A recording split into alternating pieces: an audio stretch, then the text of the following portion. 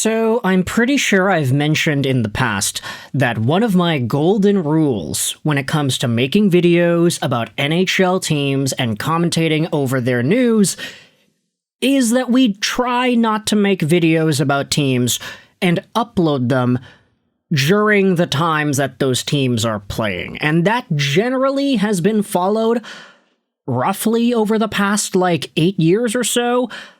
But man, is it hard to do that today. Before we dive into this Quinn Hughes Philadelphia trade thing, I wanted to just acknowledge how bizarre the NHL schedule is today, Friday, November 28th.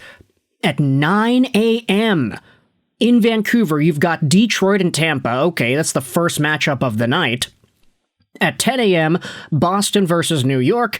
At 12:30 p.m., you've got Colorado and Minnesota, and then a slew of 1 p.m. games, including 3 Nevada and California games. You've got LA, Anaheim, Vancouver, San Jose, and Montreal, Las Vegas, all at 1 p.m. Western time. Who went out there and decided that? How does the schedule work out this way? I get it, it's post-Thanksgiving, whatever. But it's not even like they tried to fill the rest of the time slots. The latest game is at 5 p.m. Vancouver time. So, I don't know what's going on here. Vancouver plays at 1 p.m. Pacific today. It'll be difficult to try to work the show around that, especially since my other two teams do play early in the morning as well. But because Philadelphia is also playing at 1 p.m., we're moving this video up until our regular 8:30 a.m. time slot to dive into the Vancouver Canucks and what the future may have in store for franchise defenseman Quinn Hughes. Now, as I'd said in the previous Quinn Hughes trade update video, this is not a conversation that I like having. When it comes to the most talented players on the Vancouver Canucks, Quinn Hughes is very high up there on the all-time chart. He is pretty much the guy this year, although you could say, no, I'd say Elias Pettersson has actually been better than him, but in terms of overall value and perceived domination of the game, Quinn Hughes has had such a resume that has built him up over the past few seasons. But that does not dismiss the trade conversation, which does exist in the year of 2025 here. So let's dive into some tweets, just go over some things that I saw that get this conversation going. Starting out with this. This is what Bob Stouffer said on Oilers Now a few days ago. And yeah, that's right. We're talking about Vancouver Canucks insider in Edmonton, Bob Stouffer. He said here, I keep looking to Philadelphia for Quinn Hughes. He played for Talkett, and the Flyers have a lot of assets. There you go, Chris Kant with the notable Canucks insider tweet. But here's the thing about Philadelphia. You see, there has been enough of a narrative between Quinn and the Flyers, with the Talkett angle included in there too, that has actually gotten some Flyers fans and media to start talking about the possibility of a Quinn Hughes trade and what that just might look like if you were coming at it from the Philadelphia POV. Let's go out there and look at a Twitter thread by Anthony DeMarco. Now, DeMarco does stuff for Daily Faceoff and TSN 690. Of course, he is primarily a Philadelphia beat reporter.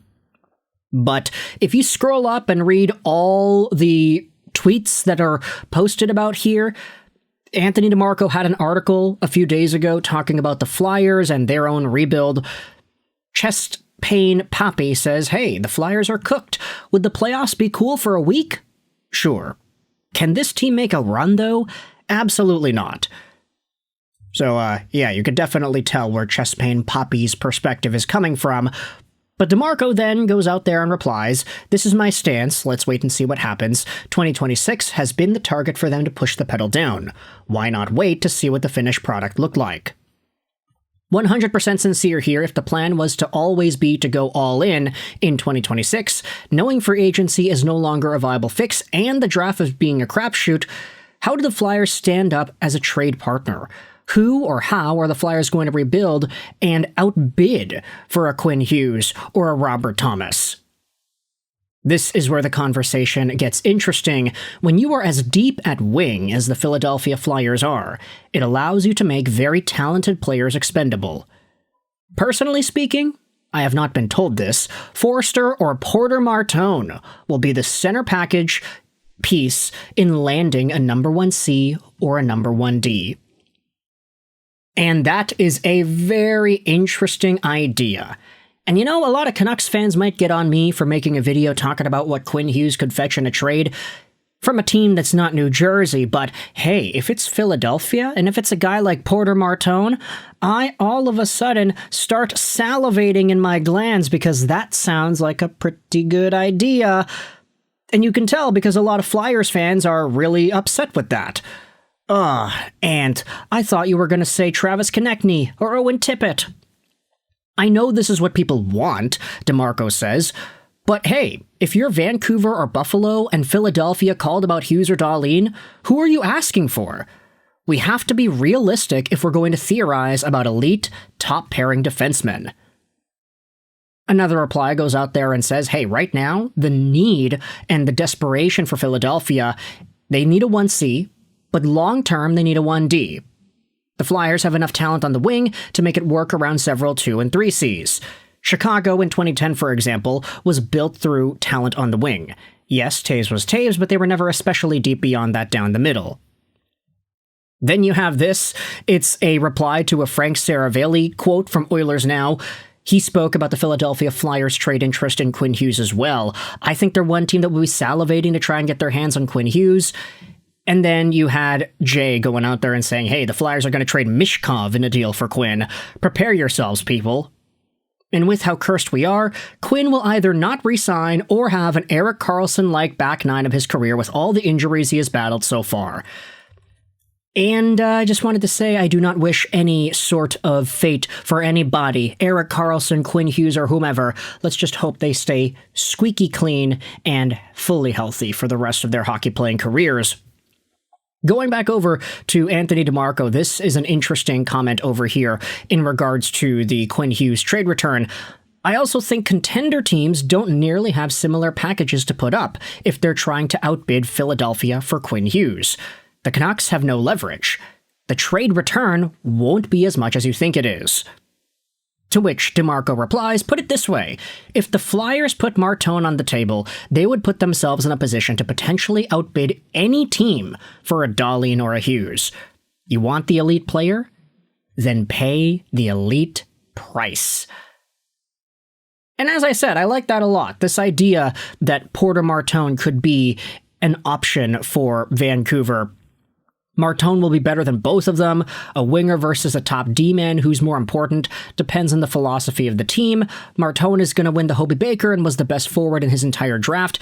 Here's the thing. Porter Martone is such a beast. You talk about players who are just absolute game changers, and Martone is that guy. 6'3", 209, right-handed right wing, a power forward, puck handler, sniper taken 6th overall by Philly. While Martone is known as a power forward, it's more accurate to describe him as a playmaker. The patterns of his game seem imprinted in his mind, constantly scanning the ice and knowing his teammates' tendencies, systems rotations, and the expected movement of defenders. He stays connected with linemates, avoids coverage, and puts himself in advantageous spots to make the next play. He builds deft passing plays, moves ahead of the opposition, and preys on defenders and goalies' expectations, manipulating them to open up great scoring possibilities. Not to mention the fact that you have the Elite Prospects Draft Guide, which says that Porter Martone is like a Mikko Rantanen, Blake Wheeler-esque asset. Last year, he had 98 points in 57 OHL games, and this year, he is way over a point per game with Michigan State in the NCAA. So make no mistake about it, when it comes to top-tier prospects that could be available, Porter Martone is a total game changer. That is a potential franchise-altering piece. And even though he is a right wing, you can say that Vancouver would be getting so much value if they were to get a player like that. Just think of the Cutter Gauthiers of the world and what he's doing in Anaheim. Vancouver could get something similar there, and that's not even going to be it. Like, it's not going to be Hughes for Martone 1-for-1. There would have to be some extra value there. This is not Jamie Drysdale going over, it's Quinn Hughes.